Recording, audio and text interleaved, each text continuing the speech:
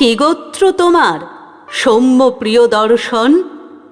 তুলি শির কহিলা বালক, ভগবান নাহি জানি কি গোত্র আমার। পুছিলাম জননীরে, কহিলেন তিনি, সত্যকাম বহু পরিচর্যা করি পেয়েছিনু তোরে। জন্মেছিস ভর্তৃহীনা জবালার ক্রোড়ে, গোত্র তব নাহি জানি।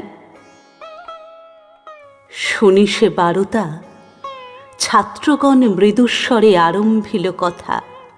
মধুচক্রে লোষ্ট্রপাতে বিক্ষিপ্ত চঞ্চল পতঙ্গের মতো সবে বিস্ময় বিকল।